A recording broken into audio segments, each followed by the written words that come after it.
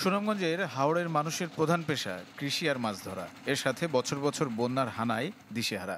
অথচ নির্বাচনের সময় এলেই মেলে প্রতিশ্রুতির ফুলঝুরি, ভোট শেষে মিলে না কিছুই। অনেক পছন্দ দেখাম কোনো নির্বাচন আইসে থেকে কৃষকের থেকেও আয় না। আমরা কিস্তি দিয়ে কৃষক থেকে নির্বাচন করে যে ক্ষেত গৃহস্থী নাই, আমরা কিছু ধানের ফসলের দরকার। হাওড় আমরা তো ইলেকশন লিয়া নেই। কৃষকরা বলছেন ক্ষমতার পালাবদল হয়েছে বারবার, কিন্তু তাদের ভাগ্যের উন্নতি হয়নি। তাই এবার অগ্রাধিকার পাবে দল নয়, চাষির স্বার্থ। কত সরকার আইলো গেল, এটা তো কোনো উন্নয়ন আমরা হয় না। কিন্তু আমরা কৃষক যে আছি, কৃষকের কোনো চিন্তা ভাবনা করে না, কৃষকের কোনো কাজ করে না।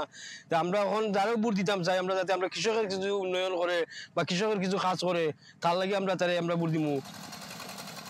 বিশ্লেষকরা বলছেন হাওড় বেষ্টিত সুনামগঞ্জে এবারের নির্বাচনে স্থানীয় প্রয়োজনই নির্ধারণ করবে ভোটের জয় পরাজয়। তাই প্রার্থীদের উচিত হবে প্রতিশ্রুতির সাথে বাস্তবায়নের পথগুলোকে উন্মুক্ত করা।